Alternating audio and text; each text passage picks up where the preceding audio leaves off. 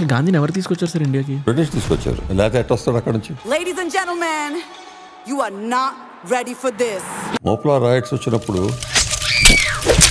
ముస్లింలు హిందువులు చంపుతా ఉంటుంటే హిందువులు వాలంటీర్లు పోయి చచ్చిపోండి, ఒకరు టైం వాళ్ళకి సిగ్గేసి వాళ్ళే ఆపుతారు. ఇట్లాంటి లాజిక్ మహాత్మా గాంధీ చెప్పాడు. ఇదేం లాజిక్? నా లెక్క ప్రకారం ఆయన మన కరెన్సీ నోట్స్ మీద ఉండడానికి వీల్లేదు. మహాత్మా గాంధీ బోయర్ వార్లో ఆర్మీ జాయిన్ అయ్యాడు. అహింస నమ్మే మనిషి ఆర్మీ ఎట్లా జాయిన్ అవుతాడు? How do you think Gandhi became Mahatma? British medium Mahatma ఆయన పేరు రాసేటప్పుడు దాని ముందల మహాత్మా అని ప్రీఫిక్స్ చేయడం కంపల్సరీ అందరు. ఇది use to control the entire narrative. Absolutely. ఎంతో మందికి లాఠీ చార్జీలు జరిగినాయండి. గాంధీ అండ్ నెహ్రూకి ఒక లాఠీ దెబ్బ పడలేదు కదా. Really very mean minded, cheap minded fellow Nehru was involved with other girls. Rajendra Prasad గారు ప్రెసిడెంట్, ఆయన చనిపోయినప్పుడు ప్రెసిడెంట్ ఆఫ్ ఇండియాకి కొంచెం రెస్పెక్ట్ ఇవ్వాలి కదా, అది లేదు. Nobody will go for funeral అన్నాడు నెహ్రూ. 62 వార్లో అసలు ఆర్మీ ప్రిపేర్ చేయకుండా స్నో మౌంటైన్స్ లో పెట్టి అక్కడ ఫైట్ చేయించాడు కదా. So many soldiers last bullet దాకా ఫైట్ చేసి చచ్చిపోయారు. నెహ్రూ గారి సంగతి అంటారు 1049 రోజులు ఏదో జైల్లో ఉన్నాడు. ఎట్లాంటి జైల్లో ఉన్నాడు? రేడియోలు ఇచ్చేవారు, న్యూస్ పేపర్లు ఇచ్చేవారు, రాయటానికి కాగితాలు ఇచ్చేవాడు. అది జైలా? హౌస్ అరెస్ట్ అది. నెహ్రూ గారు ఎంత స్టూపిడ్ ఫెలో అంటే, మన ఎయిర్ క్రాఫ్ట్ ఉంది, చైనీస్ వాళ్ళు వస్తున్నారు, ఈ ఎయిర్పోర్ట్లు కూడా టేక్ ఓవర్ చేస్తారు, అందుకని మీరు మన ఎయిర్ క్రాఫ్ట్ అని కాల్ చేయండి అన్నాడు. Own aircraft. Gandhi Mahatma కాదు, నెహ్రూ ఏం చాచా కాదు. Their character is very bad. The prime minister of England who gave freedom to India, he came to India to visit. Governor అడిగాడు, why did you leave India suddenly? అప్పుడు చెప్పాడట, గాంధీది ఏం చేస్తున్నాడో ఎట్లా చేస్తున్నాడో made no difference to us. What was important was the INA resistance. అది చూసేసి మేము డిసైడ్ చేసాము, మేము దీన్ని హోల్డ్ చేయలేము అని. అసలు how did Subhash Chandrabose died? నాకు మీ నుంచి ఒక చిన్న ఫేవర్ కావాలి. మీలో 90% ఆఫ్ ద పీపుల్ మన పాడ్కాస్ట్ చూస్తున్నారు కానీ సబ్స్క్రైబ్ చేసుకోవట్లేదు. మీ ప్రతి సబ్స్క్రైబర్ చాలా మ్యాటర్ చేస్తుంది. ప్లీజ్ సబ్స్క్రైబ్ చేసుకోండి. మీరు సబ్స్క్రైబ్ చేసి మాకు సపోర్ట్ చేస్తే మీరు ఇమాజిన్ చేయలేని గెస్ట్తో క్రేజీ అండ్ ఇన్సైట్ఫుల్ కాన్వర్సేషన్స్ని తీసుకొస్తాం. దానికోసం మీరు చేయాల్సింది ఒకటే, కింద కనిపిస్తున్న సబ్స్క్రైబ్ బటన్ని నొక్కి పెట్టుకోండి. మీరు సబ్స్క్రైబ్ చేశారని అనుకుంటున్నాను. Let's get in to the podcast. First thing, నేను మీ గురించి మీ దగ్గరికి రాకముందు మీ గురించి రీసెర్చ్ చేసినప్పుడు నేను నా మైండ్లో ఈ టాపిక్స్ పాడ్కాస్ట్లో మాట్లాడాలి, so just to understand you, మీతో మాట్లాడడానికి ఐస్ బ్రేకింగ్ కోసం మిమ్మల్ని కలవడానికి వచ్చాను. బట్ మిమ్మల్ని కలిసి బయటకు వచ్చి ఇలా కార్ ఎక్కగానే నా మైండ్ అంతా బ్లాంక్ అయిపోయింది. That day we spoke about some history that made me to think a lot sir. ఎందుకనంటే ఇప్పటి వరకు మేము చదువుకున్న హిస్టరీ, ఇప్పటి వరకు బయట సోషల్ మీడియాలో చూసిన వీడియోల్లో ఇదంతా ఫేకా, లేదా మనకు సగం తెలుసా, లేదా ఇంకా నిజమేమైనా ఉందా అనే ఒక చాలా డెల్యూషనల్లోకి వెళ్ళిపోయింది సార్. నాకు అసలు ఏం అర్థం కాలేదు. I just want you to address మాకు తెలియని హిస్టరీ. అందులో ఫస్ట్ థింగ్ నాకు అడగాల్సింది ఏంటంటే, ఆ రోజు మనం మాట్లాడుకున్న మెనీ బిట్స్ అండ్ పీసెస్లోని నాకు ఫస్ట్ వచ్చిన డౌట్ ఏంటంటే, ఆఫ్టర్ ఇండిపెండెన్స్ లేదా బిఫోర్ ఇండిపెండెన్స్ అసలు కాంగ్రెస్ ఎందుకు స్టార్ట్ అయింది? Why Congress has started as the first party in India? Congress was first started by a chap called A.O. Hume. A.O. Hume tax కలెక్టర్గా ఉండేవాడు ఇండియాలో, British officer, very strict tax collector. ఎవరికి కొంచెం అనుభూతి చూపెట్టేవాడు కాదు. అంత స్ట్రిక్ట్ వాళ్ళు తీసుకొచ్చి రిటైర్ అయ్యే టైంలో తీసుకొచ్చి కాంగ్రెస్ స్టార్ట్ చేయించారు. ఎందుకు స్టార్ట్ చేయించారు? ఈ ఫ్రీడమ్ ఫైట్కి ఎమోషన్ పీపుల్లో చాలా ఎక్కువ వస్తుంది. మళ్ళీ వాళ్ళు ఏం చేస్తున్నారో ఏంటో మాకు తెలీదు. ఓకే, అది సీక్రెట్గా చేసే బదులు కొంచెం వాళ్ళని కలిపి తీసుకొచ్చి ఒక ఆర్గనైజేషన్లో పెడితే వాళ్ళ ప్లాన్లు ఎట్టుంటాయో ఏంటో మాకు తెలుస్తుంది కదా, కొంచెం మనం వాళ్ళతో రియాక్షన్ చేసుకోవచ్చు అని చెప్పి they started it. Pressure cooker మీద మీరు ఒక వాల్వ్ పెడతారు, స్టీమ్ పెడితే ఇట్ విల్ బ్లో ఆఫ్ అని. అట్లాగే ఈ pressure cooker was the Congress party. Okay, అందరినీ తీసుకొచ్చేసారు. అది వేసి స్టార్ట్ చేశారు. దాంట్లో Annie Besant was also president of Congress party. She is a European, but she is one of the people. మన హిందూ సనాతన ధర్మం మీద చాలా ఫీలింగ్స్ ఉండి నాలెడ్జ్ ఉండేది. థియోసాఫికల్ సొసైటీ అని మెడ్రాస్లో స్టార్ట్ చేసింది ఆమె. Okay, so she was very clear that ఇండియాకి ఇండిపెండెన్స్ రావాలి అని. అది ఊరిని అక్కడ పెట్టారు. యానీ బెసంత్ ఉంది కాబట్టి చాలామంది కూడా జాయిన్ అయ్యారు. తర్వాత వీళ్ళు జాయిన్ అయ్యారు కదా, Balgangadhar Tilak,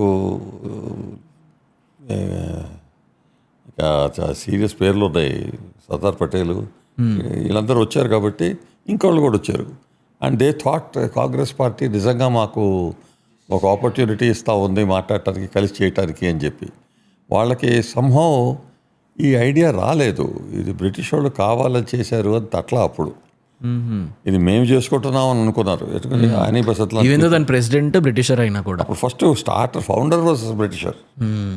but they thought that time British ఎట్లా మాట్లాడేవారు, we want to give you independence అయ్యా అని, okay. We're friends with you అట చేసి అప్పుడు కల్లా ఏది చేస్తే చాలా వరకు మన సిస్టమ్, సనాతన ధార్మిక సిస్టమ్ ఆల్రెడీ చెడగొట్టారు, విరగొట్టారు. అన్ని థామస్ బ్యాబింగ్టన్ మెకాలే అని చెప్పి ఒక లార్డ్ ఉండేవాడు, వాళ్ళ కంట్రీలో లార్డు. వాడు పార్లమెంట్లో 1835 అనుకుంటా ఒక స్పీచ్ ఇచ్చాడు. నేను భారతదేశం అంతా తిరిగాను, భేదతనం ఎక్కడా లేదు, అబద్ధాలు చెప్పేవాళ్ళు మీకు దొరకరు, ఓకే. అంత ఇంటెగ్రిటీ, అంత ఆనెస్టీ, అంత హార్డ్ వర్కింగ్, అంత గాడ్ మీ అండర్స్టాండింగ్ పీపుల్, అట్లాంటి క్యారెక్టర్, అంత స్ట్రెంగ్త్ మనం ఎక్కడా చూడలేదు నేను. అంత ఎడ్యుకేటెడ్ పీపుల్, అట్లాంటి పీపుల్ మనం రూల్ చేయాలంటే వాళ్ళ స్ట్రక్చర్, సొసైటల్ స్ట్రక్చర్ మనం విరగొట్టాలి. ఓకే. దానికి ఏమన్నాడంటే వాళ్ళ education system, social structure, it is మన టెంపుల్స్ పెట్టి, మెయిన్ టెంపుల్స్ చుట్టూ సర్కిల్స్ లాగా సొసైటీ ఉండేది, అది విరగొట్టాలి. అది విరగొట్టాలకి ఏంటంటే Brahmins are useless people, they are frauds, అది ఇది చెప్పి కొంచెం వాళ్ళని ఒక పక్కకు తోసాడు. ఎందుకంటే most informed, intelligent, knowledgeable people were the Brahmins. ఆ బ్రాహ్మణ్ స్ట్రక్చర్ ఎరగొట్టేస్తే ఈ తతిమా సపోర్ట్ స్ట్రక్చర్ ఏమి లేదు. సో లోకల్ లాంగ్వేజ్లో ఎడ్యుకేషనల్ సిస్టమ్ ఉండేది, సంస్కృత్ అండ్ లోకల్ లాంగ్వేజ్. ఆ క్లాసెస్ బ్యాన్ చేశారు, no schools. Please remember one thing, ఇంగ్లాండ్లో ఫస్ట్ స్కూల్ స్టార్ట్ అయినప్పుడు కొంచెం కొన్ని 8 లక్షలు ఏదో కొన్ని లక్షల స్కూల్స్ ఇండియాలో ఉన్నాయి. స్టార్ట్ అయినప్పటికీ మన దగ్గర ఉన్నాయి. వాళ్ళ దగ్గర ఫస్ట్ స్కూల్ స్టార్ట్ చేసినప్పుడు ఇక్కడ నుంచి తెచ్చుకుని పోయారు వాళ్ళు. లేకపోతే హోమ్ లెర్నింగ్ ఉండేది, ఇంటికి వచ్చి నేర్పేవారు, స్కూల్స్ అని లేవు అక్కడ. అట్లాంటి కండిషన్లో మా ఒక్క బుక్ షెల్ఫ్ లైబ్రరీలో ఉన్న పుస్తకాలు is better than all the books in India అనుకుంటా స్ప్రెడ్ చేసి, స్కూల్సే లేకుండా చేసి ఎడ్యుకేషన్ పోగొట్టారు. సింపుల్ ఎగ్జాంపుల్ ఇస్తాను. నిజాం హైదరాబాద్ రూల్ చేసేటప్పుడు ఎడ్యుకేషన్ స్ట్రక్చర్ తెలంగాణలో లేదు. ఓకే. లేనప్పుడు ఎవరికి చదువు రాదు కదా. రైట్. చదువు రాని వాళ్ళకి కొంచెం చదువు తెలిసినవాడు డామినేట్ చేయొచ్చు. ఎందుకు ఎట్లా ప్రశ్నని ఆన్సర్ని మార్చేసి కన్ఫ్యూజన్ చేసి కంట్రోల్ చేస్తారు. దాని మీద పవర్ వాళ్ళ చేతిలో ఉంటే భయం కూడా ఉంటుంది. భయపెట్టి ఇగ్నోరెంట్ పీపుల్ని కంట్రోల్ చేయాలంటే చాలా సులభం. బ్రిటిష్ అట్లాగే అప్పుడు చేశారు, మన నిజాం ఇక్కడ చేశాడు. తెలంగాణ హైదరాబాద్ అసలు ఆంధ్రప్రదేశ్ జాయిన్ అయినప్పుడు స్కూల్స్ లేవంటే, టీచర్స్ రావాలంటే కొన్ని వేల మంది టీచర్స్ ఆంధ్ర నుంచి తీసుకొచ్చి ఇక్కడ స్కూల్ స్టార్ట్ చేశారు. నర్సెస్ లేరు, ఎందుకంటే క్లినిక్స్ కూడా లేవు ఇక్కడ, మెడికల్ ట్రీట్మెంట్ ఇచ్చేవాడు కాదు. ఓకే. సో నర్సెస్ కావాలంటే అది కూడా కొన్ని వేల మంది నర్సెస్ కేరళ నుంచి తీసుకొచ్చారు. సో తెలంగాణలో మనిషి లైఫ్కి డిగ్నిటీ లేదు దోస్ డేస్. ఈ రజాకార్స్ వాళ్ళంతా వచ్చింది వాళ్ళ దగ్గర నుంచి కదా. సో ముస్లిం కింగ్స్, నిజామ్స్ వాళ్ళ లోకల్ పబ్లిక్ మీద ట్రస్ట్ లేదు. ఓకే. ఏం చేశారు, కాయస్ ఫ్రమ్ యూపీ, తమిళ్ బ్రాహ్మణ్స్, తమిళియన్స్, మహారాష్ట్రియన్స్, బెంగాలీసు బయట నుంచి తెప్పించేసి వాళ్ళ ద్వారా అడ్మినిస్ట్రేషన్ రన్ చేసేవారు. Local people had very little choice. So English వాళ్ళు కూడా అదే చేశారు కదా. వాళ్ళు లోకల్ పీపుల్ని ఆర్మీకి తీసుకొచ్చి మేము మీకు డబ్బులు ఇస్తాం, బెనిఫిట్ ఇస్తాం, ఎంప్లాయ్మెంట్ ఇస్తాం, మీరు మా తరఫున ఫైట్ చేయండి ఫర్ ద కింగ్ అని. సో ఫస్ట్ వరల్డ్ వార్ వచ్చింది. ఫస్ట్ వరల్డ్ వార్ వచ్చినప్పుడు you all join British army అన్నారు. అందరు ఏమన్నారు, why should we join British army, we want you to go away from here, we want our freedom అని. మాకు independence కావాలి, మీరు మీ army మీ తరఫున మేము ఎందుకు ఫైట్ చేయాలి అని. అప్పుడు ఏం చేశారు, గాంధీని పట్టుకొచ్చారు సౌత్ ఆఫ్రికా నుంచి. గాంధీ కొంచెం పేరు ఉంది ఆయనకు అప్పుడు. అసలు గాంధీని ఎవరు తీసుకొచ్చారు సార్ ఇండియాకి? బ్రిటిష్ తీసుకొచ్చారు. బ్రిటిష్ తీసుకొచ్చింది గాంధీ. లేకపోతే ఎట్లా వస్తాడు అక్కడ నుంచి? Please remember one thing, Mahatma Gandhi Boer వార్లో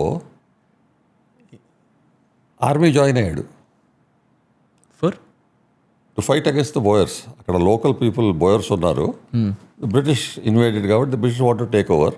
ఆ బోయర్ వార్ జరిగింది. ఆ టైంలో Mahatma Gandhi British army join అయ్యాడు. అహింస నమ్మే మనిషి ఆర్మీ ఎట్లా జాయిన్ అవుతాడు? కానీ జాయిన్ అయ్యాడు. సార్జెంట్, 3 స్ట్రైప్స్ ఉంటాయి.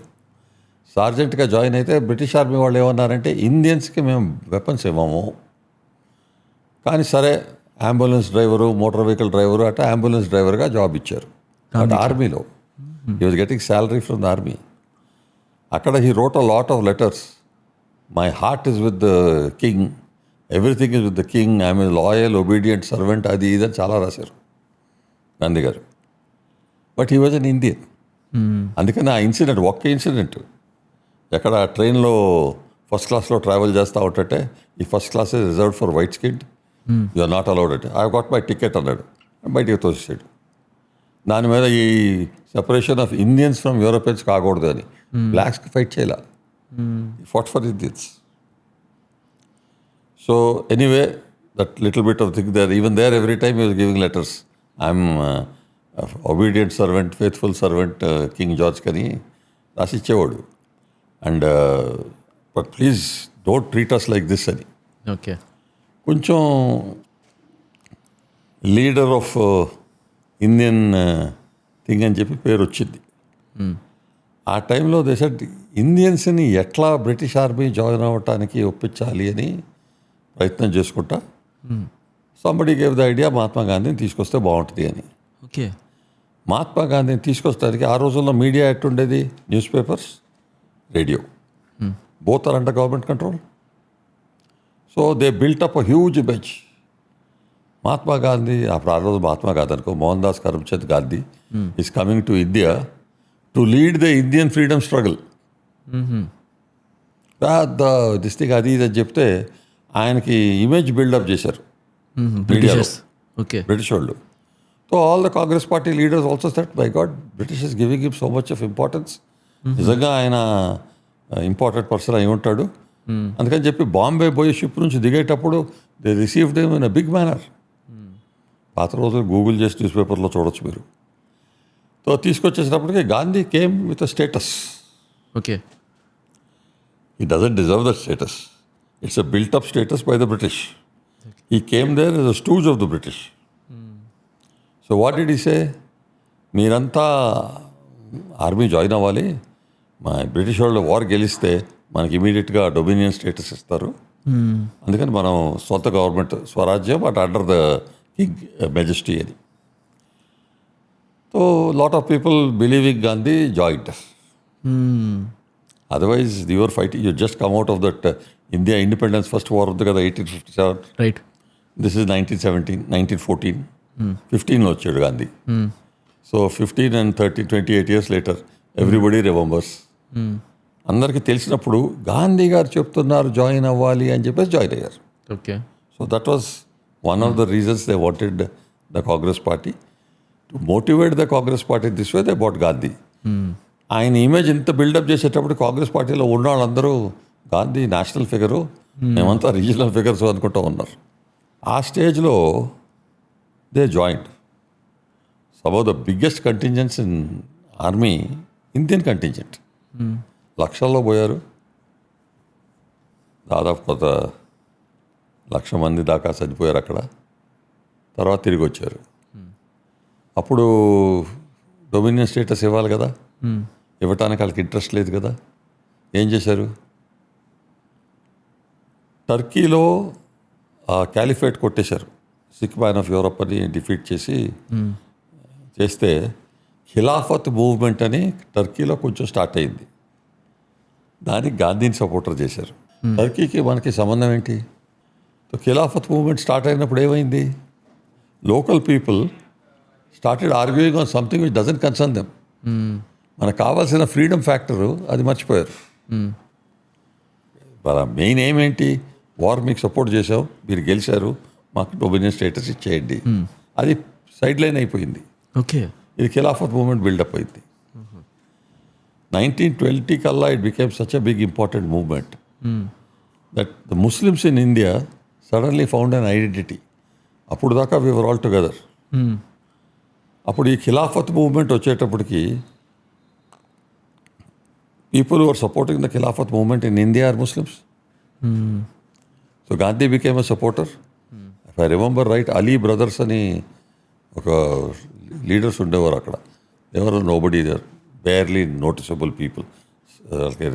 Government, British government had given them a title, sir అని. One of them was sir Ali Ahmed something ఏదో ఉంది. గూగుల్ చూసుకుంటే వాళ్ళ పేర్లు వచ్చేస్తాయి. ఆయన దగ్గర ఒక న్యూస్ పేపర్ రిపోర్టర్ పోయి, अली साहब गांधी जी आपको सपोर्ट कर रहे हैं, ऐसे बोल रहे हैं. कहता हाँ, अपना कुत्ता है, हमारे लिए बार्क कर रहा है, करने दो. तो గాంధీ దగ్గరికి పోయి అడిగారు, వీళ్ళు ఎట్లా అంటున్నారు అని, మిమ్మల్ని కుత్తా అంటున్నారని. అన్నీ నేను వాళ్ళ కొరకు చేయటం లేదు కదా, నేను what I think is right నేను చేస్తున్నాను అంటాడు. But what he thought was right was not good for the country కదా. Right. Year forgotten dominion status ఇప్పిస్తాను, ఫ్రీడమ్ ఇప్పిస్తాను అన్న మనిషి అది మర్చిపోయి ఈ ముస్లిం టర్కీలో కేసు టేకప్ చేశాడు. ఎందుకు? What is that got to do with India? అది బ్రిటిష్ సూట్ అయింది, అది డైవర్ట్ అయిపోయింది కదా. ఇప్పుడు హిందూ ముస్లిం ఇదంతా అంటే ఇలాంటి ఈవెంట్స్ చూస్తున్నప్పుడు ఇదంతా ప్లాన్డ్ ఈవెంట్స్ అనిపిస్తాయి. అంటే లైక్ Highly planned. ఈవెంట్ని డైవర్ట్ చేయడానికి పీపుల్ దగ్గర హైలీ నుంచి- planned. You think the British are foolish people? చాలా smart people. With a small number of people in India, maybe 3-4 lakhs in those days, they were ruling a 200 million population, 2 crore population. How are they ruling? They're playing one against the other, divide and rule లాగా. ఎక్కడెక్కడ మెల్లగా, ఎక్కడ logical reasoning పెట్టాలో పెట్టేవారు, ఎక్కడైతే Dharmik conclusions పెట్టాలో పెట్టేవారు, ఎక్కడ ట్విస్ట్ చేయాలో ట్విస్ట్ చేసేవారు, మన వాళ్ళు పడేవారు దానికి. సార్ మరి ఆ టైంలో గాంధీ గారు కాకుండా there are many freedom fighters. Sardar Vallabhbhai Patel garu ఉన్నారు, సుభాష్ చంద్రబోస్ గారు ఉన్నారు, అలా చాలామంది ఉన్నారు. వీళ్ళందరూ కూడా ఎవరు థింక్ చేయలేదా దట్ గాంధీ ఏం చేస్తున్నారు is not the only thing మనకున్నది, మనం గాంధీ గారిని కూడా క్వశ్చన్ చేయాలి, అట్లీస్ట్ అడగాలి, అలా ఎవరు లేకుండా అందరూ just they followed Gandhi. Media ఎవరి చేతుల్లో ఉంది? బ్రిటిషర్స్ చేతుల్లో. సో గాంధీ చెప్పేది హెడ్లైన్స్గా వచ్చేది. So they use to control the entire narrative. Absolutely. How do you think Gandhi became Mahatma? You please tell me sir. People didn't make him Mahatma. The British made him a Mahatma. If I remember right, 1939లో ఒక gazette publish చేశారు news పేపర్స్కి, మీడియాకి. మోహన్ దాస్ కరమ్చంద్ గాంధీ లేకపోతే ఒట్టి గాంధీ అని ఓ పేరు రాసేటప్పుడు దాని ముందల మహాత్మా అని ప్రీఫిక్స్ చేయటం కంపల్సరీ అన్నారు. There is a gazette to that effect, you can Google it. So that's why 1954లో బీబీసీకి ఇంటర్వ్యూ ఇస్తూ ఉంటుంటే ఎవరు అడిగారు మహాత్మా అంటే అంబేద్కర్ ఏమన్నాడు? I don't think is a Mahatma, I don't even know who made him a Mahatma అన్నాడు. Right. That interview is available ఉంటుంది. సో అట్లాంటి స్టేజ్లో if British can make him a Mahatma, అందరు మనుషులకి, పబ్లిక్కి ఈయన మహాత్మా అని మీడియా ద్వారా చెప్తా ఉంటుంటే అందరూ నమ్ముతూ మొదలుపెట్టారు కదా ఆయన మహాత్ముడు అని. ఎందుకు? 2-3 simple questions I last before I go back to big thing. Dandi salt march ఉంది రైట్. ఢిల్లీలో. సాల్ట్ మార్చ్ స్టాచ్యూలు పెట్టారు, పెద్ద ఇష్యూ అది. వన్ ఆఫ్ ద మేజర్ గాంధీకి ప్రెస్టీజ్ రావటానికి. నిజంగా బ్రిటిష్ వాళ్ళు సాల్ట్ మార్చ్ ఆపాలంటే అది సాల్ట్ మార్చ్ అయిపోయి చేసుకుని నిజంగా లా బ్రేక్ చేసి ప్రూవ్ చేసేదాకా వాళ్ళు వెయిట్ చేయాలా? After all it's a long March, it is not a short 1 day March కాదు కదా. అటప్పుడు ఎప్పుడైనా తీసుకెళ్ళి ఆపేయచ్చు కదా, పికప్ జైల్లో పెట్టచ్చు. పెట్టలేదు. They created that image, Gandhi is breaking this rule. ఆ ఫోటోగ్రాఫ్ వచ్చేది సాల్ట్. రైట్. వెరీ కావాలని ఆయన ఇమేజ్ బిల్డప్ చేస్తున్నారు, మన వాళ్ళు దాన్ని పడతా ఉన్నారు. సోషల్ ఇమేజ్ ఆ రోజుల్లో ఇది ఒకటి news papers and media, radio కదా, దాని మీద ప్రతిసారి గాంధీ గాంధీ అంటూ ఉంటుంటే గాంధీ పేరు 10 సార్లు అంటే ప్రతిభా లీడర్స్ పేరు తక్కువ అంటారు. Subhash Chandra Bose president of the Congress అయినప్పుడు రిజైన్ చేయించి పంపించింది ఎవరు? గాంధీ. ఎందుకు ఇట్లా మెత్తగా మాట్లాడి నాన్ వైలెంట్ అంటా ఉంటుంటే మనకేమి రాదు, ఈ సివిల్ డిసొబీడియన్స్ పనికిరాదు, we have to take freedom. ఎక్కడ హిస్టరీలో వరల్డ్లో ఫ్రీడమ్ క్వైట్గా ఎవరు ఇవ్వటం లేదు, తీసుకోవాలి. అది కుదరదు అంటే ఈయన పంపించేసి తర్వాత బ్రిటిష్ వాళ్ళు అరెస్ట్ చేయడానికి పోతే ఈ ran off to Burma, Singapore అటు వెళ్ళిపోయి అక్కడ నుంచి ఆజాద్ హింద్ ఫౌండేషన్ స్టార్ట్ చేశారు. గాంధీ గారిది ఏంటంటే ఇక్కడ ఎక్కడికైతే తనకి సీరియస్ అబ్జెక్షన్స్ వస్తుందో పక్కన పెట్టేశారు, పంపించేశారు. ఎవరినైనా వాళ్ళకి పబ్లిసిటీ రాదు. వైస్రాయ్తో మాట్లాడాలంటే ప్రతిమా వాళ్ళు లీడర్స్ మీరు అంటున్న లోకమాన్య తిలక్ అయినా గంగాధర్ తిలక్ అయినా వీళ్ళు పోవాలంటే వాళ్ళకి అపాయింట్మెంట్ దొరికేగో, గాంధీకి దొరికేది. యాక్సెస్ వాళ్ళకి ఉంది, గాంధీకి ఉంది. ఆయన ఎప్పుడైనా పోయి మాట్లాడాలంటే పోతాడు, ఏదైనా ప్రజెంట్ చేయాలంటే ఆయన ద్వారా పంపిస్తే ఆ దరఖాస్తు వైస్రాయ్ దగ్గరకు పోయేది. ఇట్లా జరుగుతూ ఉంటుంటే న్యాచురలీ గాంధీ గారి ఇమేజ్ పెరిగిపోతూ ఉంది కదా. అక్కడ ఇక్కడ ఊరులకు వచ్చేసేసి తిరుగుతూ ఉంటుంటే ఆయన చేయనిచ్చారు. ఎంతోమందికి లాఠీ చార్జీలు జరిగినాయండి. గాంధీ అండ్ నెహ్రూకి ఒక లాఠీ దెబ్బ వాడలేదు కదా. రియలీ ఫ్రీడమ్ ఫైటర్స్ ఒక్క దెబ్బ వాళ్ళ జైల్లో పంపించారు. నెహ్రూ గారి సంగతి అంటారు 1049 రోజులు ఏదో జైల్లో ఉన్నాడని. ఓకే, ఎట్లాంటి జైల్లో ఉన్నాడు? సర్కిట్ హౌస్, గెస్ట్ హౌసెస్ ఆయనకి ఇచ్చేవారు. ఆయన గదిలో ఉండేవారు. పొద్దునే సాయంత్రం కుక్ వచ్చి అడిగేవాడు, మీకు లంచ్ డిన్నర్కి ఏం కావాలి, రేపు బ్రేక్ఫాస్ట్కి ఏం కావాలి అని. రేడియోలు ఇచ్చేవారు, న్యూస్ పేపర్లు ఇచ్చేవారు, రాయటానికి కాగితాలు ఇచ్చేవాడు.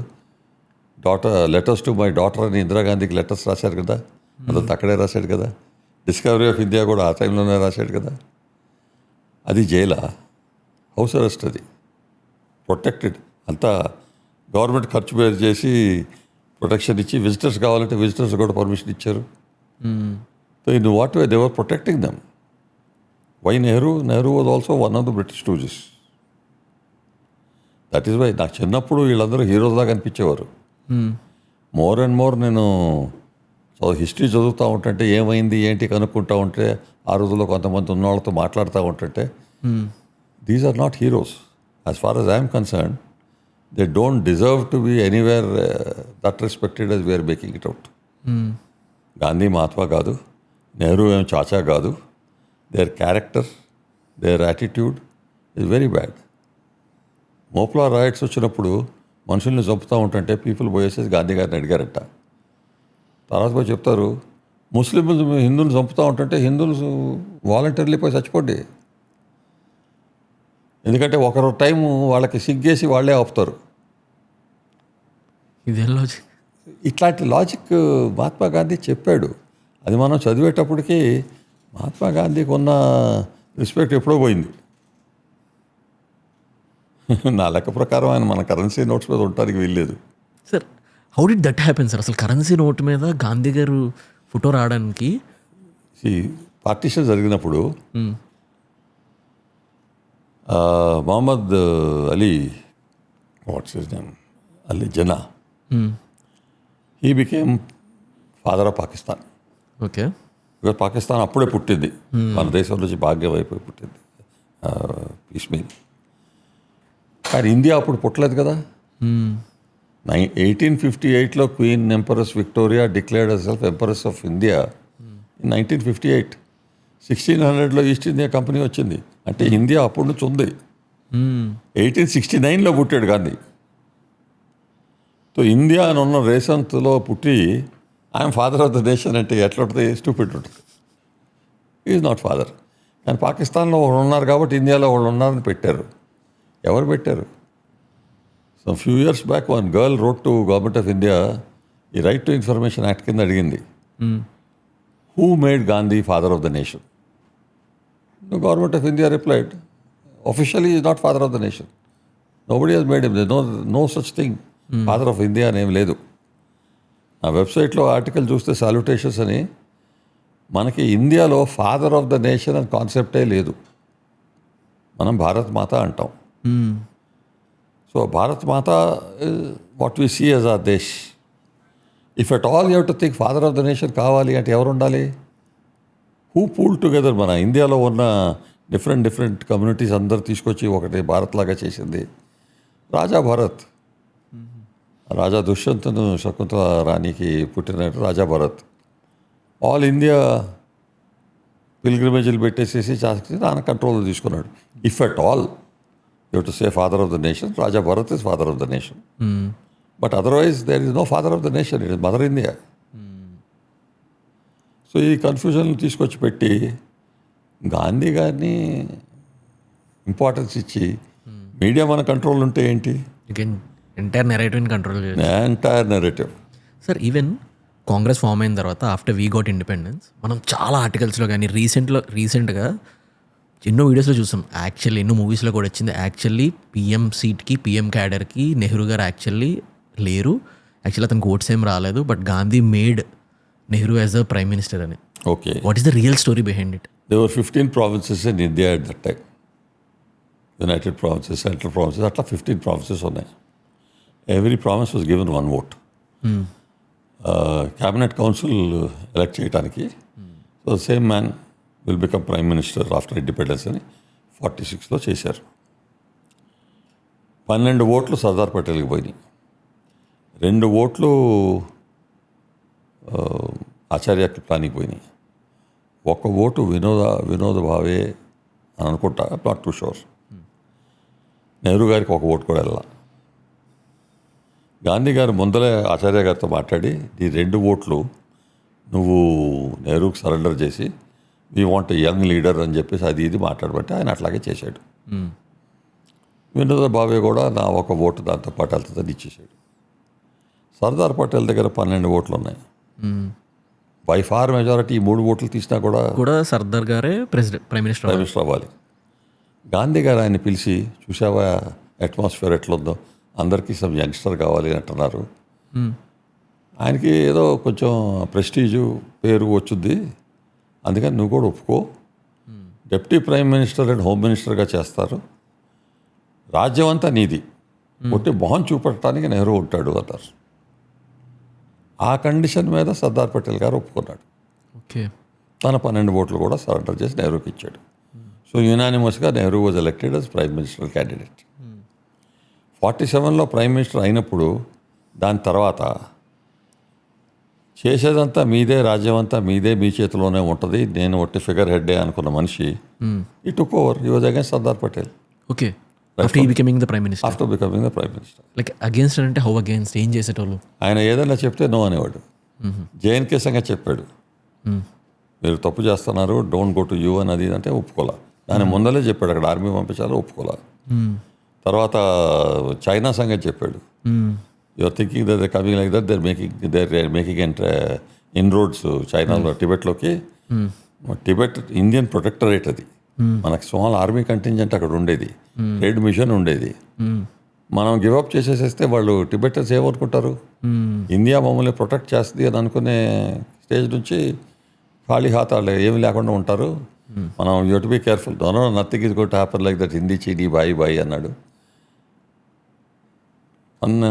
చౌన్ లాయన్ ప్రైమ్ మినిస్టర్ ఉండేవాడు ఆ రోజుల్లో చైనాకి. ఆయన కొన్ని సంవత్సరాల తర్వాత తన ఆటోబయోగ్రఫీలో రాశాడు, నెహ్రూ గారు ఎంత స్టూపిడ్ ఫెలో అంటే, ఎంత ఎరోగెంట్ ఫెలో, సోలన్ హెడ్, నేనే ఇంపార్టెంట్, నాకే అంతా తెలుసు అనుకునే మనిషి. ఎప్పుడైనా మీటింగ్కి పోయేసేసి ఏదైనా మాట్లాడాలి అంటే, నెహ్రూ గారు ఆ ఇండోనేషియా ప్రెసిడెంట్ ఏదో అంటున్నాడు అని ఎట్లా అర్థం చేసుకోవాలి అంటే తత్వ 2-3 గంటలు దాని సంగతి నెహ్రూ గారు మాట్లాడేవాడు. మన బిజినెస్ మాట్లాడేవాడు కాదు. నెక్స్ట్ టైం పోతే అమెరికా ప్రెసిడెంట్ ఇట్ట ఏదో ఇంటర్నేషనల్ లెవెల్లో మీ అడ్వైస్ కావాలన్నట్టు మాట్లాడితే నెహ్రూ గారు దట్ గుట్టలో పడేవాడు. ఆయన ఆటోబయోగ్రఫీలో రాశాడు that is such stupid fellow అని. ఇండియా సంగతి మాట్లాడటానికి పోతే అది 1-2 sentence know it what happen అని చెప్పేసి చనిపోయేవాడు. బికాజ్ చైనీస్ ఫెలో ఫౌండ్ ఆయన కొంచెం ఇంపార్టెన్స్ ఇస్తే ఆ తలకెక్కిపోద్ది, అర్థం లేకుండా మాట్లాడతాడు, పట్టించుకోవడానికి. So that way Nehru was a very bad guy. I do not consider Nehru was the first prime minister of India. 1943 October అనుకుంటా, October 23 ఏదో Subhash Chandra Bose declared Azad Hind government in exile. Okay.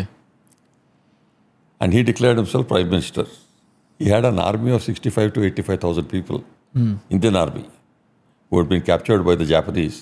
వాళ్ళని convince చేసి వాళ్ళలో ఎవరైతే volunteer చేస్తారో Azad Hind force join అవ్వాలి అని చెప్పి మన జనరల్ మోహన్ దేవ్ సింగ్ స్టార్ట్ చేశాడు. అది ఆయన కంట్రోల్ చేయలేకపోయాడు. సుభాష్ చంద్రబోస్ వచ్చి ఆర్మీ టేక్ ఓవర్ చేశాడు. ఈ had an army 65 to 85,000 people is a big army. He had his own currency okay. and bank. He had 8 newspapers in multiple languages, and he had the recognition of 9 to 11 countries. Azad Hind government మేము recognise చేస్తున్నాము అని. అటంటప్పుడు is prime minister of India కదా. షేక్ ముజీబుర్ రెహమాన్ ఇండియాకి వచ్చి ఎగ్జైల్లో declare చేస్తే you're making him prime minister. Why not Netaji? నా లెక్క ప్రకారం the first prime minister of India Netaji Subhash Chandrabose. ఇంకోటి ఆలోచించండి, నెహ్రూ 1947లో ప్రైమ్ మినిస్టర్ అయ్యారంటారు. బ్రిటిష్ వాళ్ళు అన్ని ఇండియాని బ్రేకప్ చేసి వదిలిపెట్టిపోయారు కదా. So Nehru was prime minister of what India? Kashmir was not there, Junagadh was not there, Hyderabad was not there, Travancore was not there, so many other small principalities were not there. And Pakistan, east Pakistan, west Pakistan, 1/3 of India. 1/3 gone. More than 1/3 was still remaining to decide whether to join India or Pakistan. You are saying you are Prime Minister of an India which is less than 1/3 of what India was at that day. If you look at the map, ఈ states mark చేసి take them out, ఏదో jigsaw పజల్లో pieces తీసేస్తే ఖాళీగా ఉంటుంది కదా, అట్లా ఉన్నప్పుడు India map అప్పట్లో. Sardar Patel did the planning and he had a very good, ఆయన అసిస్టెంట్ ఉండేవారు విపి మెనన్ అని. డిఫెన్స్ మినిస్టర్ విపి మెనన్ వేరే మనిషి, ఇది ఇంకో విపి మెనన్. ఓకే. ఈయన్ని హెల్ప్ యూజ్ చేసి కన్విన్స్డ్ ఎవ్రీబడి, మీ రాజాలుగా ఉన్నట్టుకి మీకు ప్రిన్స్లీ పర్సెంట్ వస్తుంది, అది మేము ఇస్తాము. మీకు why do want to rule the country, మీరు అదే ప్రాబ్లమ్స్ వస్తాయి కదా మీకు, let it be part of India అని అందరూ ఒప్పుకున్నారు. ఆయన అంత బ్యూటిఫుల్గా కన్విన్స్ చేశాడు.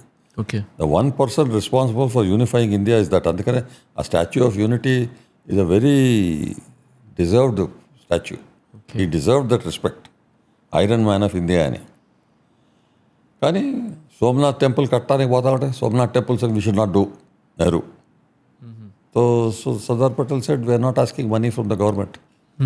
Somnath temple will be built by donation of the people అని. Okay. The temple was built by the donation of the people. Rajendra Prasad గారు ప్రెసిడెంట్, ఆయన చనిపోయాడు. నెహ్రూకి ఆయనకి సరిగా గడిచేది కాదు. రాజేంద్ర ప్రసాద్ ఎక్కడో బీహార్లో ఒక చిన్న బ్లడీ రూమ్లో ఈడింట్ ఎనీథింగ్. ప్రెసిడెంట్ ఆఫ్ ఇండియాకి కొంచెం రెస్పెక్ట్ ఇవ్వాలి కదా, అది లేదు. ఆయన చనిపోయినప్పుడు nobody will go for funeral అన్నాడు Nehru. Sardar Patel said, I'm going. Anybody who wants to come, you pay your own money. Doesn't matter, you don't get the ticket from the government, but you'll attend. They went on their own. అంత mean minded fellow, చిన్న ఆలోచన నెహ్రూకి. President of India చచ్చిపోతే you would expect కొంచెం పెద్ద function అది చేస్తారు కదా, ఏమీ లేదు. Very mean minded, cheap minded fellow Nehru. Finally how did he die? Is it true sir? నేను ఒక రీల్ చూసానంటే నేను రీసెర్చ్ చేస్తున్నప్పుడు, ప్లీజ్ ఎక్స్ప్లెయిన్ సార్ అది. నెహ్రూ గారు డైడ్ విత్ సిఫిలిస్. అంటే syphilis is a sexually transmitted disease. He had one lady girlfriend, Edwina Mountbatten. Just think of it అండి, ఎవరైనా country free అయినప్పుడు ఆ పాత రాజులు, దేర్ రిప్రజెంటేటివ్స్ మన దగ్గర పెట్టుకుంటావా? Thank you, go away, freedom వచ్చింది, మేము మా వాళ్ళని పెట్టుకుంటాం అనుకుంటారు కదా. ఇండియాలో ఎందుకు పెట్టుకోలేదు అట్లా? ఆయన్నే వైస్రాయ్ నుంచి గవర్నర్ జనరల్గా డిగ్రేడ్ చేసి గవర్నర్ జనరల్గా పెట్టుకున్నారు. మనకి యాక్చువల్లీ ఫ్రీడమ్ బ్రిటిష్ వాళ్ళు ఎప్పుడు ఆఫర్ చేశారు? June 48లో ఇస్తామన్నారు. June 48 దాకా ఆగితే ఈయన Lord Mountbatten naval officer, chief of admiralty అంటే chief of naval staff British army. That man was retiring in end of 47. ఈయన ఛాన్స్ వచ్చింది. ఓకే.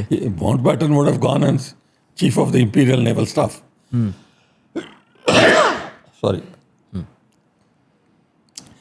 నేను ఇండియాలో ఉంటే నా ప్రమోషన్ బాధ్యత అని చెప్పేసి 47 జూన్ తీసుకొచ్చాడు, 47 ఆగస్ట్కి. He picked 15th August. Why 15th August? Local astrologers చెప్పారు 15th not a good day, వద్దు అని, ఇండిపెండెన్స్కి. ఇండిపెండెన్స్కి. No, it's a very good day అని 15th ఆగస్ట్ అని డిక్లేర్ చేశాడు.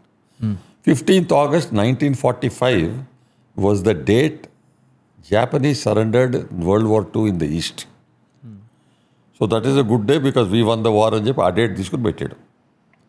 And if the astrologer saying no, I'm not bothered about what happens to India afterwards. But you made that man governor general of India till he went off to England to take a rob. And then you made Chakravarti Rajagopalchari. You could have made him that day also. Why didn't you? Because you wanted Edwina Mountbatten to stay there. What relationship you had with Edwina Mountbatten? అది మనం మీ ఇమాజినేషన్కి వదిలిపెడతాం. ఫోటోలు చూస్తూ ఉంటారు కదా, సిగరెట్లు, అది dancing, అది. Finally his private secretary ఒక అతను ఉన్నాడు, Malayali gentlemen, forgetting his name, George something.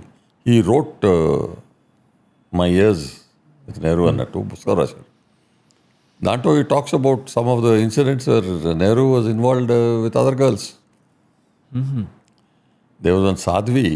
ఆ సాధ్వి వచ్చి ఈయనకి మెడిటేషను, యోగా అని నాపడానికి వచ్చింది. ఆమెను పిలిచి నాకు ప్రైవేట్ పర్సనల్గా చెప్పడం మొదలుపెట్టాడు అని ఆయన రాశాడు. ఈ impregnated that lady. She ran away to Bangalore. అక్కడ ఏదో కాన్వెంట్లో పోయిందంట. ఒక అబ్బాయి పుట్టాడు అక్కడ. ఆ అబ్బాయి ఆర్ఫనేజ్కి అప్పచెప్పి ఆమె వెళ్ళిపోయింది. ఇప్పుడు ఆమె హిస్టరీ ఎక్కడుందో తెలీదు, ఆ అబ్బాయి హిస్టరీ ఎక్కడుందో తెలియదు, ఎవరికి తెలియదు. అట్లాంటి లూజ్ మారల్ ఫెలో నెహ్రూ. ఇంకా చాలామంది కేసెస్ ఉన్నాయిలేండి. Okay. How can we respect a person? Moral character లేని మనిషిని మనం ఎట్లా రెస్పెక్ట్ చేస్తాం? The way he dealt with Thimmayya, moral character లేదు. ప్రైమ్ మినిస్టర్ కొంచెం రెస్పెక్ట్ ఉండాలి కదా, మనం కూడా ఆయన్ని ఆదరించాలంటే కొంచెం ఆయనలో ఏదో చూడాలి కదా, సమ్ కేపబిలిటీ, సంథింగ్. 62 వార్లో అసలు one sheep leading an army of tigers అని, so many soldiers, last man last bullet దాకా ఫైట్ చేసి చచ్చిపోయారు అక్కడ. ఆర్మీ ప్రిపేర్ చేయకుండా వెలింగ్టన్ నుంచి మామూలు బట్టలు వేసుకునే వాళ్ళని తీసుకెళ్ళి 13,000 హైట్ మీద స్నో మౌంటైన్స్లో పెట్టి హిమాలయస్ చైనా బోర్డర్లో 1961 అక్కడ ఫైట్ చేయించాడు కదా.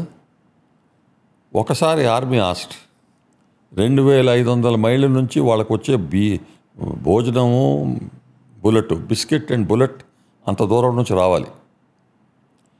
ఆ దారిలో బ్రిడ్జెస్ అవన్నీ ఉంటాయి కొండల్లో. మేము ఎయిర్ ఫోర్స్ తీసుకెళ్ళి వీళ్ళు బాంబ్ సమ్ ఆఫ్ దెమ్, వాళ్ళు రాలేరు, ఇక్కడ ఉండటానికి వాళ్ళకి సపోర్ట్ ఉండదు అని. ఆర్మీకి logistic support is most important.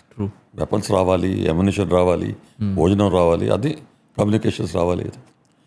ఇదంతా నెహ్రూకి తెలియదు కదా. నేను ప్రైమ్ మినిస్టర్ని, నేను చెప్తాను ఎక్కడ పోవాలి, ఎక్కడ ఫైట్ చేయాలి అంటాం తప్ప ఏం తెలీదు. అందుకని నేను అంటాను, an army of tigers led by a sheep lost because of the sheep. And as far as I'm concerned, Nehru షీపే. ఆ వార్లో ఎవరిని పెట్టాలో తెలీదు. తన కజన్ ఏదో రిలేటివ్ కాల్ అని జనరల్ ఉన్నాడు, ఆయన తీసుకెళ్ళి చీఫ్ ఆఫ్ జనరల్ స్టాఫ్ చేసి తురాటను పక్కన పెట్టి ఆయన కూడా అక్కడ పోయేసేసి హై ఆల్టిట్యూడ్ నాకు జ్వరం వచ్చింది, ప్రాబ్లం వచ్చింది అని చెప్పి ఢిల్లీకి వచ్చేవాడు. మళ్ళీ కాకపోతే 10 రోజుల తర్వాత 15 రోజుల తర్వాత ఒకసారి అక్కడ పోయేసేసి మళ్ళీ తిరిగి వచ్చేవాడు. How can you fight with a general like that? ఎవరు దేవర్ ట్రై టు టెల్ నెహ్రూ అక్కడ పోయి ఆ పోస్ట్ ఆక్యుపై చేయమంటాడు, ఏదో కొండల్లో పోయి ఉండండి అని. నడుచుకుంటా వాళ్ళ ఏదైతే ఇవి మీద క్యారీ చేయొచ్చో వాళ్ళ వెపను, ఎక్విప్మెంటు, బ్లాంకెట్టు, ఫుడు, వాటరు ఎంతైతే క్యారీ చేయాలో తీసుకెళ్ళేవారు. అక్కడ తీసుకెళ్ళి కొండ మీద ఉంటారు. కింద ఉంటే లాభం లేదు కదా, కొండ మీదే ఉండాలి కదా కనపడటానికి. అక్కడ నీళ్లు ఉండాలి కదా, కింద నుంచి తెచ్చుకోవాలి నీళ్లు. ఐల్ ఎయిర్ ఫోర్స్ పెట్టి ఐల్ డ్రాప్ యూ ఫుడ్ అది ఇది అంటాడు, ఎమ్యునిషన్ అని. అది వ్యాలీలో డ్రాప్ చేస్తే మీ పాయింట్ ఉండే చోట పడదు కదా, పడినా కూడా కొంచెం దొల్లిపోద్ది కిందకి. ఆపోజిట్ సైడ్ చైనీస్ వాళ్ళు వచ్చి తీసుకెళ్లేవారు, మనం కూడా ఫైటింగ్ చేసుకుంటా కొంచెం ఏదో వచ్చేది మేనేజ్ చేసుకోవాలి. Fight on, don't leave. our people fought. You have an army of tigers. Last man last blood దాకా ఫైట్ చేశారు. తర్వాత ఎయిర్ ఫోర్స్ని యూజ్ చేసి we will win this war అంటే ఆలోచిస్తాను అని చెప్పి ఢిల్లీ పోయాడు. నెహ్రూ గారు ఢిల్లీలో జాన్ గ్యాల్బ్రేత్ అని ఒక అంబాసిడర్ ఉండేవాడు యూఎస్ఏ నుంచి మనకి. ఓకే. జాన్ గ్యాల్బ్రేత్ చెప్పారు we are going to use the air force and bomb them. Most welcome, you can bomb them, then they can also bomb Delhi అన్నాడు. Oh they can bomb Delhi? Of course they can bomb. They also got an air force. Now he didn't ask the air chief వాళ్ళ air force ఎట్లాంటిది అని. Their air force is third rate, they don't have the reach to go and we can meet them and నాక్ them of the sky అని చెప్పి ఈయన చెప్పేవాడు. ఆయన ఆయన అడగల, ఢిల్లీని బాంబ్ చేస్తారు అని గ్యాల్బ్రేత్ అన్నాడని చెప్పి you will not use air force అని ఆర్డర్ పాస్ చేశాడు. ఫైనల్ స్టేజెస్ ఆఫ్ ద వార్లో తేజ్పూర్ అండ్ గువాహటి ఎయిర్పోర్ట్స్లో మన ఎయిర్క్రాఫ్ట్ ఉంది. ఈ చైనీస్ వాళ్ళు వస్తున్నారు, ఈ ఎయిర్పోర్ట్లు కూడా టేక్ ఓవర్ చేస్తారు, మన వెపన్స్ వాళ్ళ చేతుల్లోకి వెళ్తాయి, అందుకని మీరు మన ఎయిర్క్రాఫ్ట్ అన్ని కాల్ చేయండి అన్నాడు. Own aircraft. Own aircraft. దాంట్లో అంతా గడ్డి నింపి రెడీగా పెట్టి మన వాళ్ళకి కాల్ చేయమని ఆర్డర్ ఇస్తే ఆ ఎయిర్ ఫోర్స్ వాళ్ళకి మనసు ఒప్పటం లేదు కదా. పొలిటికల్ గవర్నమెంట్ కాల్ చేయమంటుంది, కానీ ఏళ్ళకి మనసు ఒప్పల. మన ఎయిర్క్రాఫ్ట్ మనం కాల్చుకుంటాం ఏంటి అని చెప్పి డీలే చేసుకుంటూ ఉన్నారు. ఏ లాస్ట్ డే ఏ లాభం లేదులే, మనకు చాయిస్ లేదు, ఐఎమ్ సారీ అబౌట్ అసామ్ అని చెప్పేసి అన్నాడు కానీ నెహ్రూ. ఎందుకు? I cannot fight, I'm withdrawing, so Assam is going to go under the Chinese అని. By this time it some time in October, very cold. ఆ passes are all snow blocked, there biscuits and bullets రావటం లేదు. అదంతా ఈయన చూడలేదు కదా, నెహ్రూకి logistics తెలియదు కదా. Suddenly they declared unilateral peace. Chinese వాళ్ళు డిక్లేర్ చేసి విత్డ్రా చేసి వెళ్ళిపోయారు. ఆ టైంలో వీళ్ళు గడ్డి అంతా బయటికి తీసి శుభ్రం చేసుకుని ఎయిర్క్రాఫ్ట్ పెట్టుకున్నారు, లేకపోతే ఇంకొక రోజు ఉన్నట్టయితే ఆ ఎయిర్క్రాఫ్ట్ కూడా పోయాయి. All because of stupid bloody prime minister who thinks he knows everything. 40 years service ఉన్న జనరల్స్ ఉంటే ఆర్మీలో ఫైటింగ్కి ట్రైన్ చేసి మీకేం తెలీదు నేను చెప్తాను అంటే ఎట్లుంటుంది? మా జనరేషన్కి వచ్చేటప్పటికి కొంచెం హిస్టరీ చదువుకుంటా ఉంటే తెలుస్తూ ఉంది. ఇప్పుడు ఆ మీడియా బ్లాకేడ్ లేదు కదా, గూగుల్లో అది ఇది పుస్తకాలు వస్తున్నాయి, బయోగ్రఫీస్ వస్తున్నాయి. రైట్. ఇప్పుడు చాలా ఇన్ఫర్మేషన్ బయటకు వచ్చేసింది సార్. ఇంకా కానీ ఇప్పటికీ చాలా మంది అది బిలీవ్ చేయరు సార్. అంటే ఈవెన్ ద ట్రూత్. కనుక ఆ క్వశ్చన్ అడగటానికి అవసరం చూడలేదు వాళ్ళు. ఇప్పుడు ఎందుకు ఇట్లా అయింది అని అంటే అడగాలి కదా. Clement Attlee, the prime minister of England who gave freedom to India, he came to India to visit as a private citizen. By that time ఆయన టెన్యూర్ అయిపోయింది. కాల్కటాకి వెళ్ళాడు. Calcutta was the major city those days. Okay. The governor of Calcutta was the chief justice. Governor ఆ టైంలో లేడు, is acting chief justice. The chief justice of Calcutta, West Bengal, was governor. ఆ రాజ్భవన్లో ఉండేవారు గెస్ట్గా. ఒక evening while having drinks governor అడిగాడు, మీరు why did you leave India suddenly? What was the important point? దేని మీద మీరు నిజంగా ఇండియన్ ఫ్రీడమ్ వదిలిపెట్టాలి, ఎందుకు పుట్టారు అని అడిగాడు. అడిగితే we decide it is a good time to go అన్నాడు, నవ్వుతా అన్నాడు. Gandhiji's quit India movement and his disobedience ahimsa attitude, was it very important? He started laughing. He said, why are you laughing? No, let it be అన్నాడు. ఇదంతా అయిపోయింది కదా, ఇప్పుడైనా చెప్పండి అంటే అప్పుడు చెప్పాడట, గాంధీది ఏం చేస్తున్నాడో ఎట్లా చేస్తున్నాడో made no difference to us. ఆయన ఏదో మూమెంట్లు పెట్టుకుంటాడు, ఫాస్టులు పెట్టుకుంటాడు, మళ్ళీ పోతాయి, లోపల తీసుకెళ్తాం, మళ్ళీ వదిలిపెడతాం, జైలుకి పెట్టినట్టు గెస్ట్ హౌస్లో పెడతాం. That is not important. What was important was the INA resistance, was the mutiny in Bombay. And అది చూసేసి మేము డిసైడ్ చేసాము, మేము దీన్ని హోల్డ్ చేయలేము అని. అట్లాంటప్పుడు ఏం చేసాం, better when you're anyway going to be losing ఏదో ఒకటే వెరీ సూన్, మర్యాదగా కొంచెం మేనేజ్ చేసుకుని కొంచెం టైం తీసుకుంటే ఇండియాలో వాళ్ళు చాలా డబ్బులు ఇవ్వాలి ఇండియాకి, ఎందుకంటే సోల్జర్స్ తీసుకెళ్లారు, మెటీరియల్ ఇక్కడ నుంచి తీసుకెళ్లారు, బ్యాలెన్స్ ఆఫ్ పేమెంట్ మన ఫేవర్లో ఉంది. World War I, World War II, especially World War II తీసుకున్న ఎఫెక్ట్స్ ఇచ్చేసాడు కట్టాలి కదా. అది కట్టకుండా ఉండటానికి ఎట్ట చేయాలి, ఏదో ఫైనాన్సెస్ మేనేజ్ చేసుకోవాలి. ఆ మేనేజ్ చేసుకోవడానికి కొంచెం టైం కావాలి. ఓకే. అందుకని దే అనౌన్స్ June 48.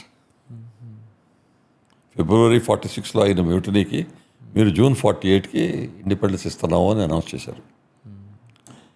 47 ఎందుకు అయిందంటే చెప్పా కదా, అడ్మిరల్టీకి వెళ్తున్నాడు అది.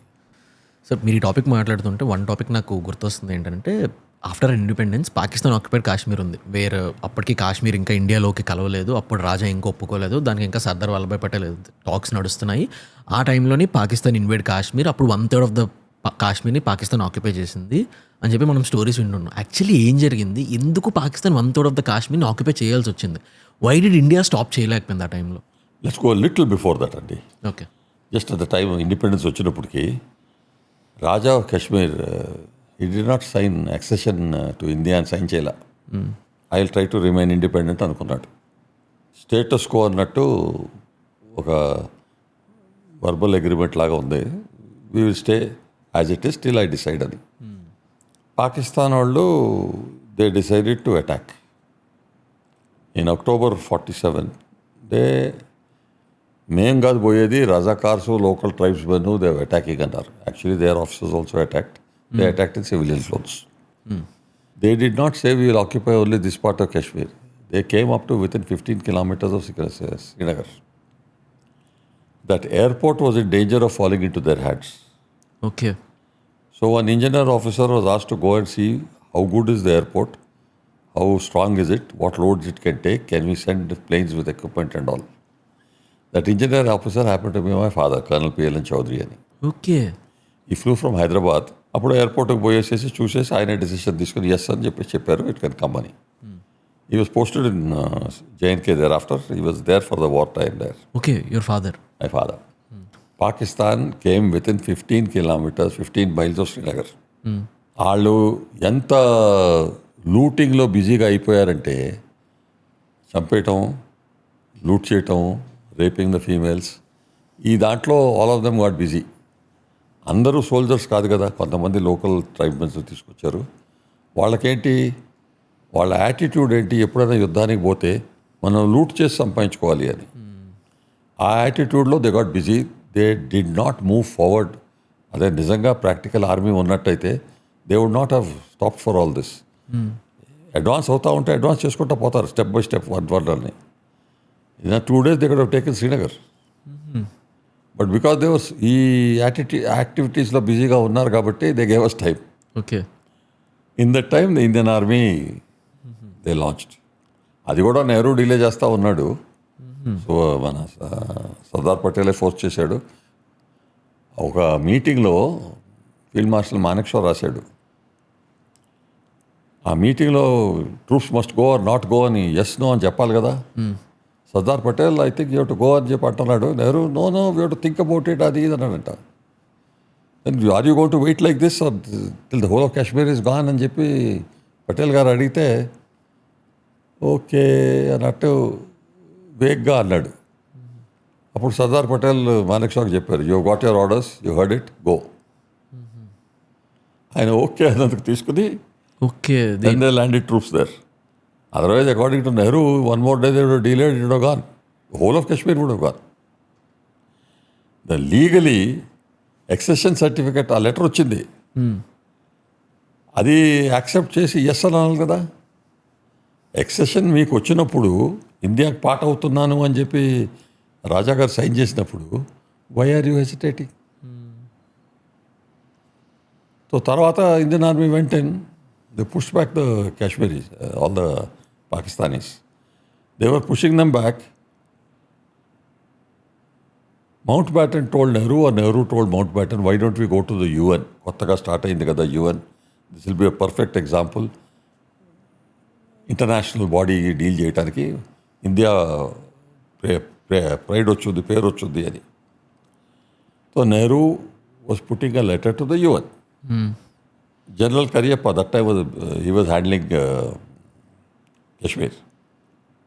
ఆయన తెలిసింది వచ్చాడు.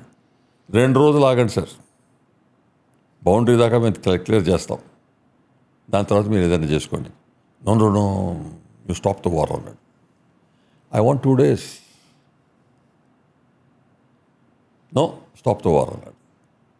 సో స్టాప్ చేశారు. Army is under civil power in India. ఇంతవరకు we proved it enough times. Army coup చేస్తుంది అది ఇదంతా సివిలియన్స్ మాట్లాడటం, ఆ newspaper reporter India Express రాశాడు, అవన్నీ అనవసరం. Army follows, we protect the constitution. So Mariappa also proved it. He said, if you ask me to stop, I'll stop. So 1/3 of Kashmir got left. Sir one question ఏంటంటే, గాంధీ గారు fast చేసి protest చేసినప్పుడు ఎప్పుడు death వరకు వెళ్ళలేదు, but పొట్టి శ్రీరాములు గారు fast చేస్తున్నప్పుడు he died because of the fasting. Medical research today says that if you're about whatever your body weight, suppose you're 70 kgs, threat of death ఎప్పుడు వచ్చింది? 70 kg మనిషికి 70 రోజుల తర్వాత వచ్చింది. ఓకే. 50 రోజుల దాకా చేసామనుకో డెత్ రాదు, వీక్నెస్ వస్తుంది. ఫాస్ట్ డెఫినెట్లీ ఫ్యాట్ అది తగ్గిపోద్ది, వీక్గా ఉంటాం, బట్ డెత్ రాదు. You can sustain it.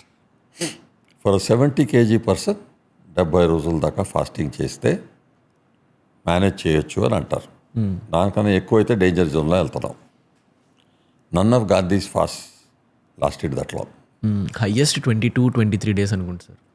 Potti Sriramulu garu I think 20 to 40, 52 days. 52 days. His weight is only about 52 kgs, 55 kgs. Potti Sriramulu పేరుతోనే తెలిసిపోతుంది. He was also not in good health. So he really emotionally నాకు feeling ఉందని చెప్పి fast చేశాడు. Fast and to death అని fast and to death లాగా పాలించారు. లేకపోతే ఈ రోజుల్లో ఎవరైనా ఫాస్ట్ అండ్ టు డెత్ అంటారనుకో, 15-20 రోజుల తర్వాత గవర్నమెంట్ వచ్చేసేసి ఈ attempted suicide, we won't allow you తీసుకెళ్ళి హాస్పిటల్లో పెట్టి గ్లూకోజ్ ఫుడ్ ఎక్కిస్తారు.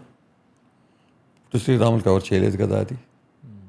ఇన్ ఇండియా ఇది 1953. నెహ్రూ కూడా డన్ ఇట్.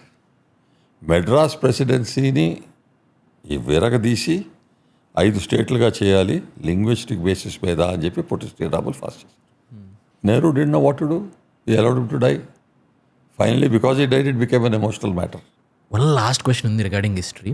ఇది చాలా అసలు క్లూలెస్ క్వశ్చన్. ఈ క్వశ్చన్ మీద నెంబర్ ఆఫ్ ఆన్సర్స్ ఉన్నాయి, బట్ ఏది రైట్ అనేది మాకు తెలియదు. On best of your knowledge, అసలు how did Subhash Chandra Bose died? Officially, he went from Singapore and was flying to Japan, support తీసుకోవటానికని. On the way, he landed in Taiwan, supposed to land in Taiwan. The aircraft crashed and he's supposed to have burned to death. His body was cremated and the ashes are kept in one temple, in Shinto temple in Japan, officially. The facts speak that there was really no crash on that day in Okinawa. Crash జరగలేదు. Crash జరగలేదు. I told you media control is yours, war time is even more control. So you could say whatever happened. ఇప్పుడు today Iran war జరుగుతూ ఉంది, అక్కడ ఏం జరుగుతుందో ఎవరేమంటున్నారో నిజమా కాదని తెలుస్తుందా? టుడే ఇంత మీడియా ఉండి మనకు తెలియటం లేదు. ఆ రోజుల్లో so this is a story which government of India, British government that time for. But Nehru was very happy with it. From what I gather, whatever I have read and all, he went to Soviet Union. And he was talking to Stalin that time. Support. Okay. He had already been to Germany, he had come back in the submarine. So he went to Soviet Union. And from Srinagar, he was carrying a lot of gold and items from Singapore, Burma area. First time, we went and said,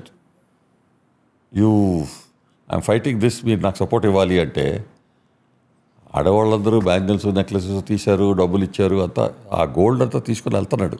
oh Bose. Okay. Gold కూడా ఇంతవరకు దొరకలా. రష్యాకి వెళ్ళినప్పుడు Nehru asked Churchill, don't allow him to come back. So Churchill went to Stalin and spoke to him. War time దాకా మా ally కదా మీరు. Russia was ally of Western forces. So as a request don't allow this man to come back.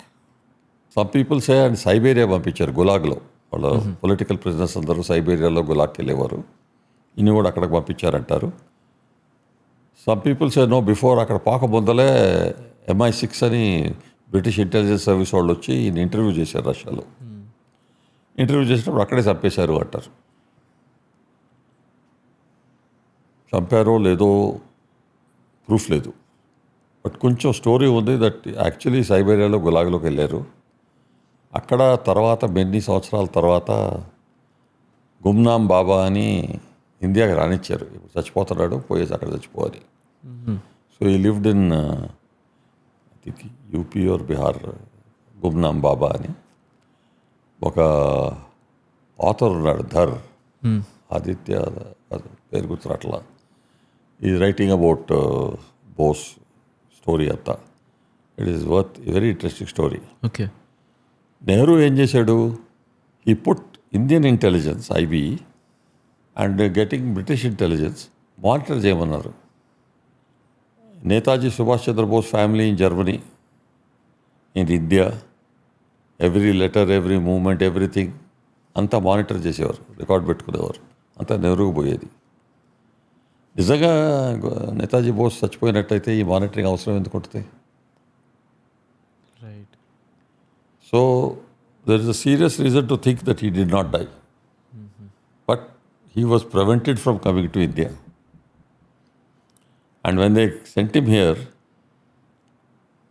he was a semi-broken man. And ఈ ప్రిజన్లో పెట్టేసేసి Soviet యూనియన్లో ఎట్లా treat చేశారో దేవుడు ఎరుగు. కానీ you cannot be as strong as you were then. They broke the man. So he was only asking, I'll die in India, so they possibly sent him here to die. He was here quietly. He wouldn't talk to anybody. అందుకనే గుమ్నామ్ బాబా అన్నారు. కానీ ఆయన watch, ఆయన trunk, దాంట్లో కొన్ని పుస్తకాలు, some other pieces ఆయన్ని recognise చేశారు చాలామంది. Okay. He had taken a promise that, okay, I won't do anything there, I won't say anything, I want to die there. Sir, me entire లైఫ్లో మీరు నేర్చుకున్న 3 best life lessons. Your entire life మీరు నేర్చుకున్న 3 best life lessons. Across the whole field, అంటే total life పారామీటర్స్లో చూస్తే ధర్మం ప్రకారంగా బతకాలి. అధర్మంగా ఎక్కడైనా అడ్వాంటేజ్ తీసుకోవాలన్నా, ఎక్కడైనా బెనిఫిట్ రావాలి అనుకుని కోరి ఏదో అధర్మ యాక్షన్ చేసుకుంటే కర్మ మిమ్మల్ని పట్టుకుంటుంది.